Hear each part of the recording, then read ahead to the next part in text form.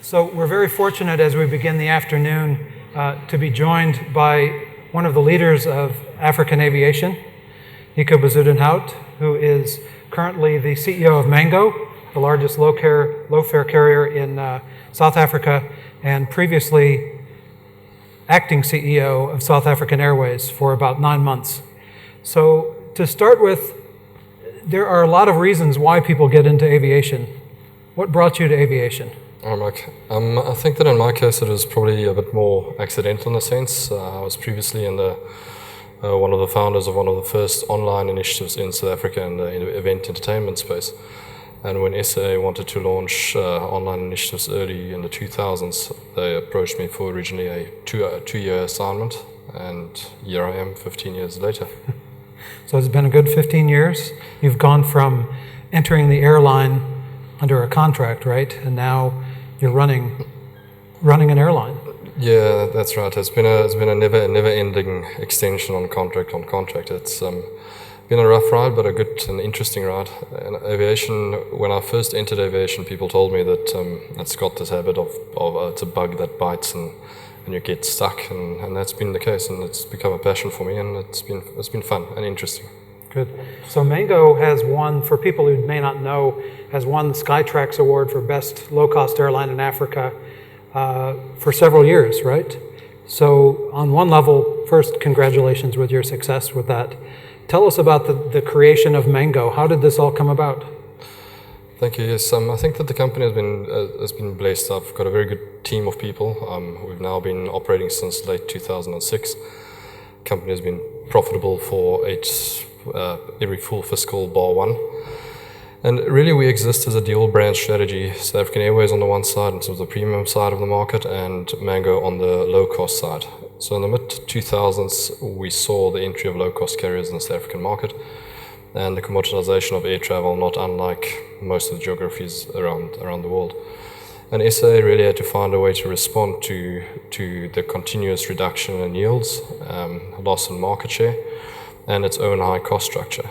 And we went around the world and evaluated the different alternatives, saw what the likes of United did with TED and Delta with Song and so forth, and learned some lessons and built Mango very similar to Jetstar Qantas, making sure that the two entities are kept very separate in terms of their management approach and structures and systems and processes.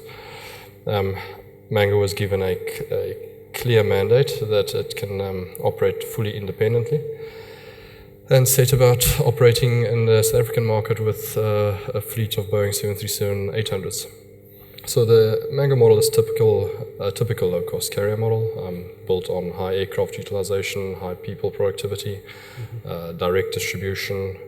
Our cost base is in the order of 60 South African cents, so you're looking at about 4.5 US cents per ASK. So in the South African market, we have a cost advantage of approximately 10% to the next closest competitor, but at least 50% to the full service competitors. So who's your next closest competitor? From a cost standpoint would ultimately be Kulula, the Kome subsidiary. Also operating 737-800s. We both operate high-density 189, 186-seat configs. So from there we set about reducing the cost of air travel in South Africa and improving affordability, improving accessibility, but at the same time also proving a point that low cost is not necessarily low class. In the case of Mango, on aggregate over the last 8 years, we've got the best on-time performance in the country. We're the only short-haul carrier to offer onboard internet access, for example, and have focused a lot on innovating as far as distribution is concerned. Some of the previous panels spoke to the point that in South Africa we've got low levels of internet penetration, low levels of credit card penetration. So we specifically focused on branching out, not just internet distribution, but we sell tickets through general retail stores. We allow consumers to pay for their tickets on clothing store accounts, for example. So a lot of innovation, a lot of adoption of mobile applications, a lot of social media, all aimed at expediting the cash flow cycle and reducing cost. So how do you see that mix evolving? Because in a lot of countries, it's internet only. You've obviously been very innovative in the space, but is there a rise in internet ticket sales, or is there a rise on the more of the, I guess, retail distribution? I think we see both things being true in a sense. On the one side, internet penetration and internet usage is increasing as more and more consumers access the internet via mobile phones.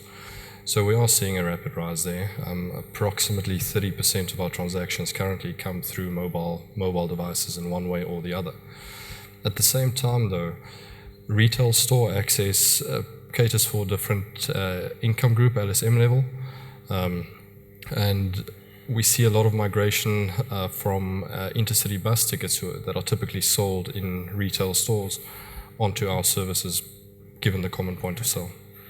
So was Azul, did you look at how Azul developed the same type of taking people off of buses in the streets? Do you find that you're getting new passengers, you're not taking passengers from competitors? It's a mixture of both. Look, in the ideal world, when I remember doing the business case for Mango and promising our common shareholder that we will not be cannibalizing SA at all. Now, that factually is not in practice true. There is an element of cannibalization that does occur. But at the same extent, if you manage to bring your cost base and the ticket pricing points low enough, you do stimulate markets. There's specific market or city pairs in our country where our entry has brought about a doubling in the size of passengers traveling between those two city points. So that has been the case. But I think for us, as a group, the focus has been to how do we collectively defend market share. If you look at over the last 5 years, as a group, we've collectively gained between the SA brand and the Mango brand in the short haul space approximately 0.5 to 1 basis point in market share every year. That at a time that Mango was growing, in the last 4 years we've grown 71% in terms of Southern African output. SA has maybe been a little bit more subdued in terms of its growth, but collectively we've managed to grow market share in an overall market that has not grown that much. So now that and for everybody who doesn't know, Mango is the orange airline, which is a good brand identifier for you, right? I mean, how have you been able to leverage that in the market? Because there are a lot of, not to say anything bad about South African Airways, but there are a lot of airlines in Africa that are very plain liveried, historical liveries, versus being extremely bold with the name, which really has nothing to do with aviation. Yeah, so where true. Did all that come from, and are you leveraging that? Look, I think the need to try and differentiate ourselves in every way possible is absolutely paramount. In the South African short haul space, we've had 10 entries and exits in terms of new carriers in the last decade, and some more are bound to exit soon. Now, when you've got this crowded space and an oversupply in a sense, you have to differentiate yourself, and it starts from the color of your aircraft standing on the tarmac. Because we wanted to position Mango more on the opposite side of SA, in terms of the leisure focus at first, we had to get something that appeals to children. I don't know if you've got kids, but my children make the decision ultimately where we go on holiday. So we have found that the orange branding and the orange color really attracts, especially the younger market. Our market and brand research also shows that it's a color that is associated with warmth, holiday feelings. So that's as far as the color is concerned. And then as far as the name Mango is concerned, it is surprisingly difficult to choose a name for an airline. Our marketing agency at the time generated approximately 1,000 different names. And one day we were sitting choosing a leather sample for our interior. And this particular color, this color of the leather's name was Mango. And the logic for me was just that if you can call a computer company Apple or a cell phone mobile operator Orange, then I can call an airline Mango. And that's where it started. Yeah. So we heard on our last panel, Richard Bowden of FastJet mentioned that something that's probably unique to Africa, and that's that as you launch into new countries, you have to have a new operating certificate in that country, which means you have to create an infrastructure for it. Yeah. So Mango is South Africa. Is that an issue for you as you look to growth in the southern part of Africa? Look, it's most definitely a very valid consideration. We operate services into Tanzania, for example, at the moment, and highly lucrative, and it's a good market for us. But in terms of the time and effort that you put into starting a new market is substantial. So for us as Mango, we focused first and foremost on the domestic market, which is by far the biggest market on the African continent. But as we sit here right now, we hold about 26% of the local market. And at some point, we will have to expand more aggressively into the African continent. So yes, it is something we're taking into account. The cost of doing business on the continent is higher. Runway accessibility, operating times in a day for most of the runways into Africa are limited, so aircraft utilization becomes a problem. So you do require a little bit of a different model and approach when you try and get your cost base down in African cities and countries. So you mentioned this runway issue, but I think it may be unique to parts of Africa. Explain to everybody about that operating inefficiency for a low-cost carrier. What are those nighttime restrictions? Look at that. There's a couple of restrictions that come into play. One is that for the most part, if I look at African and South African traffic flows currently, market flows are typically north-south flows. So you've got very limited back of the clock flying that you can do in terms of extracting that extra benefit in flight hours. Secondly, a number of airports operate until 7 o'clock, 8 o'clock in the evening, and they shut. Now, from a low-cost carrier perspective, if you cannot extract, you need to extract a 25-30 minute turnaround. You need to have aircraft productivity of 12 block hours per day if you're in with a shot. Now, asset cost is typically about 10% of your total cost base. If you can't differentiate yourselves on the asset cost side, for example, you're already at a disadvantage, which in my opinion is one of the main reasons why long-haul low-cost has not taken off as yet, because your ability to extract the cost differential on things like aircraft utilization proportionately reduces as the sector length increases. But since you only fly, to one international destination, you also must be referring to some domestic South African markets, right? This is your country. Is there any way to improve that efficiency and to have at least air traffic control operating later? Yeah, there's a couple of airports in the local market that have short trading hours. I'm thinking of smaller markets, smaller ports like Bloemfontein, for example. To the extent I've not seen that as too much as an impediment as yet, because of course that is coupled with other ports and other routes that has got much longer trading times. So it's possible for us to still extract an optimal schedule, an optimal aircraft utilization. It's of course a different thing if you're sending an aircraft up for a 4-hour flight sector and now it's stuck. Right. So also I have to ask you about the South African Airways situation. You've just exited the role of acting CEO, yet you're integral to the future of the company. Can you give us an update of where things are and what we should expect? Look, I think that South African Airways has done a good job in terms of stabilizing its operations at present. The company's first quarter results show a 45% operating result improvement on a year-on-year basis. There's a good management team that are trying to focus on getting the business right, focusing on the right areas, making sure that SA flies to the right destinations. The company launched additional operations between Accra and Washington, for example, as recently as August. Changing its fleet composition, making sure that dealing with legacy transactions. So the company is doing the right things. Yes, there's legacy matters that still has to pass through the system, but I think that there's a capable and able leadership team in terms of the executive management in place, and the company will continue focusing its growth on stabilizing, and then from a stable platform going forward. The company's African operations and short-haul domestic operations are ultimately profitable. Intercontinentally, the company has traditionally suffered. And as new A330s, for example, start coming in, the company will have better performance. So I was going to ask about aircraft long haul. Most of the carriers out there have weaned themselves out of A340s. Is that a possibility? We all live in hope. Over time. Yeah, I think so. SA unfortunately got some of the few aircraft that has gone on balance sheet are 340-600s. Yes, it is.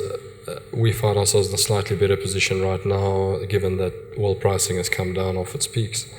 But SA will have to step out of the A340s. The first step in that process is receiving 5 A330s in the next 18 months or so, which will reduce SA's reliance on the A340s, and eventually you'll see an exit.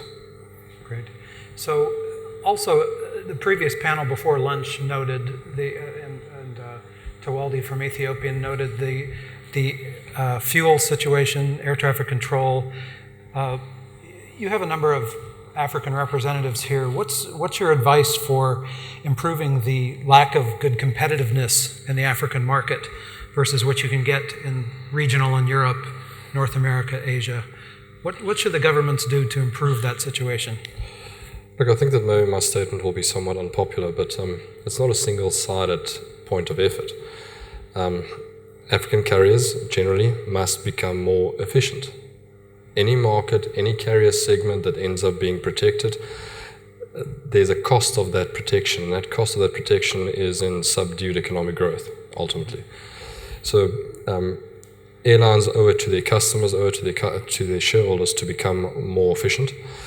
On the other side of the coin, I was listening to the statements earlier made on airport profitability, and I noted that African airports in the last year showed an 11% increase in revenue, if I'm not mistaken. The IATA figures, though, show that there was only 1% more passengers in Africa over the last year. So there's a cost delta that ends up creeping in there, and it's typically a regulated airport cost. To the same extent, fuel, for example.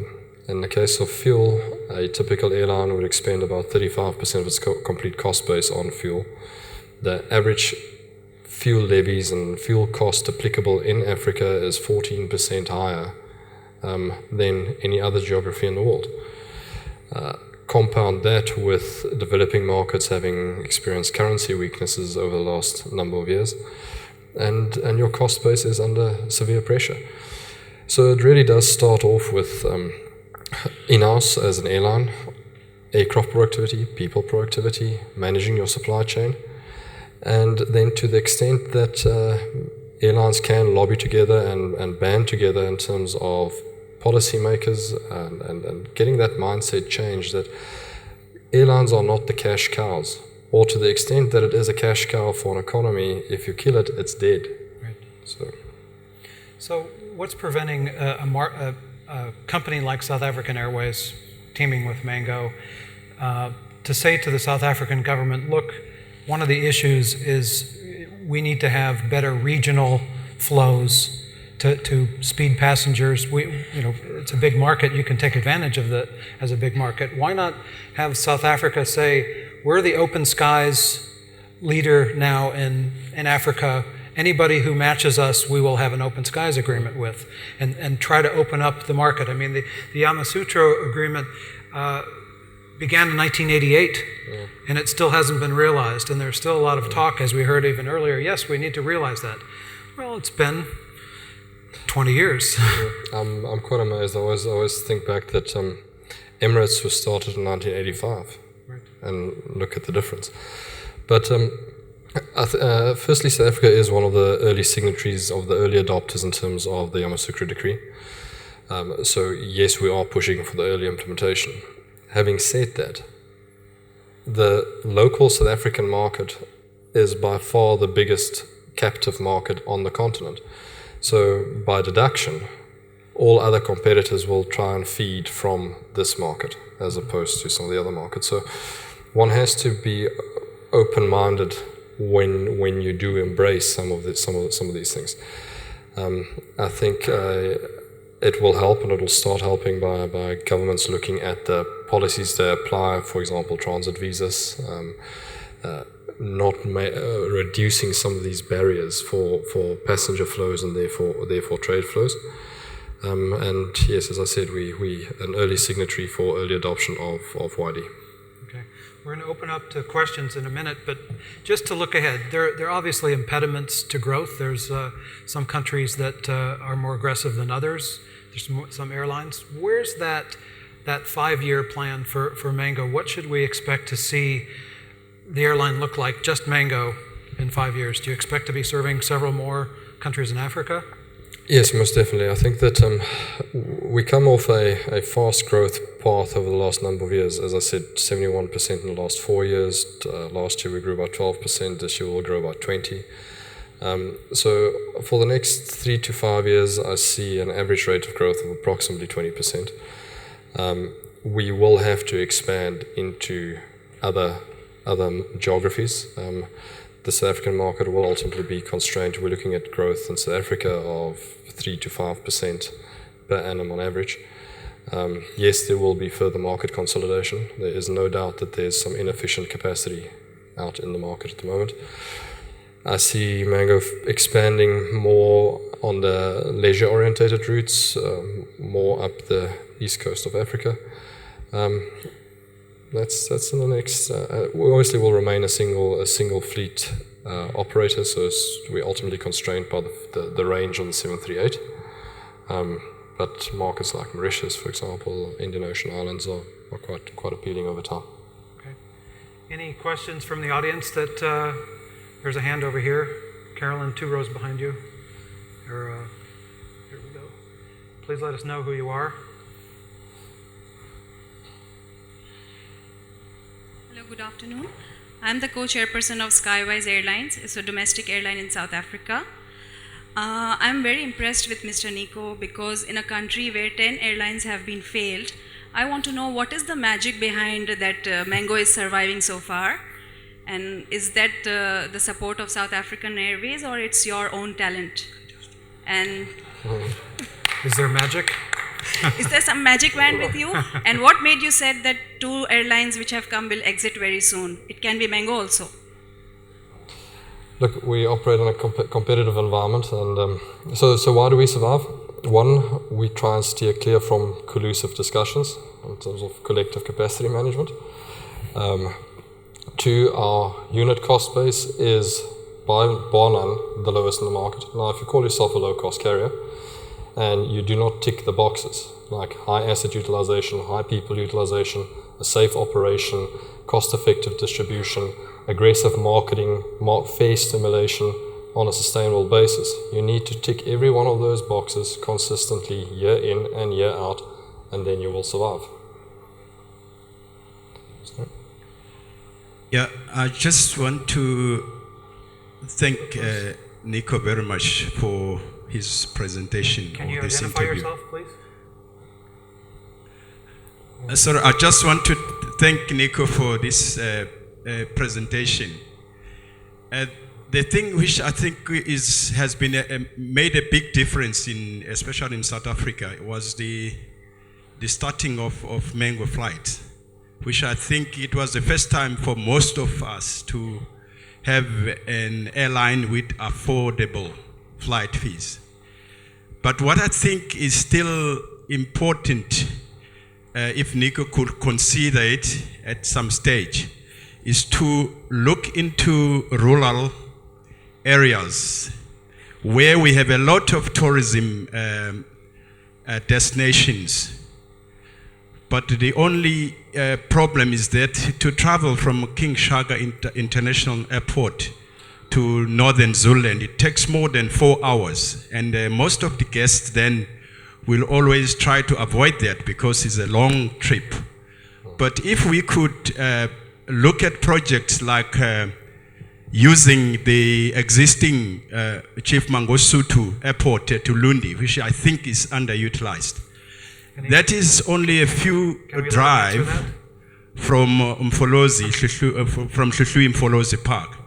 And I'm pretty sure that once we have such connections, if Mango could consider doing it, then we'll have more tourists coming into our region.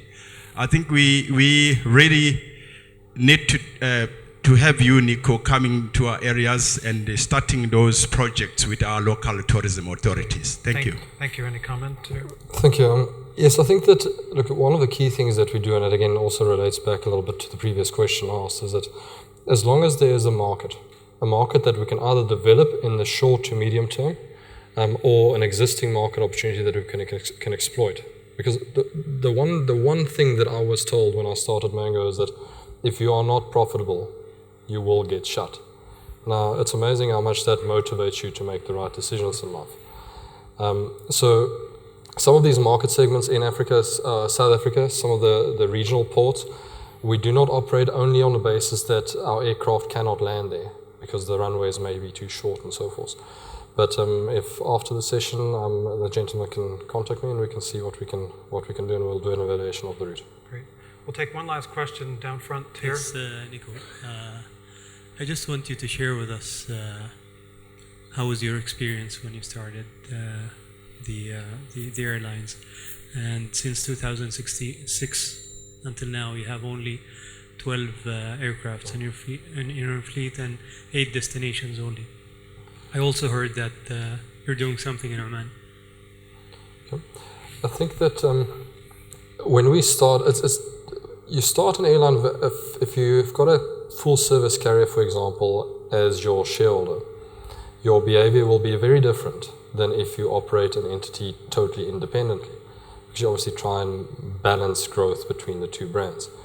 Now, if you take into account that Mango's first flight took place on the 15th of November 2006, and less than 18 months later, we had the global fiscal crisis. I'm happy that we subdued our growth originally. Mango adds units every time there's a need and a basis to sustainably add that unit, that aircraft unit. So when we add an additional aircraft to our fleet, we ensure that we're going to optimally utilize it in terms of productive airtime, and that our average aircraft payload factor, our passenger load factor, will remain above 80%. So slow measured growth in some cases was required, especially for the first 4 years up to 2010. After that, we've been consistently growing at 20% plus per year. It has been a very exciting exercise for us, and it was very interesting. When I started Mango, I intentionally took the decision of balancing about 50% people from aviation into Mango, and 50% of people of the workforce in Mango come from typically the FMCG market or outside of aviation, intentionally to ensure that we install new blood, new ways of thinking, because ultimately if you just recycle the same people and the same solutions, you get the same outcomes. And all of us in this room may as well face it that the rate of return on an aviation investment or an airline investment is typically not the best in the world. So we do need to find different ways of doing things, being productive, being efficient, and that way sustainable and profitable, and that is the base from which we can grow. Great. That will have to be the last word. I'd love to talk to you more, but the time is short. Congratulations on all of your success, continued success going forward. Great. Thank you. you.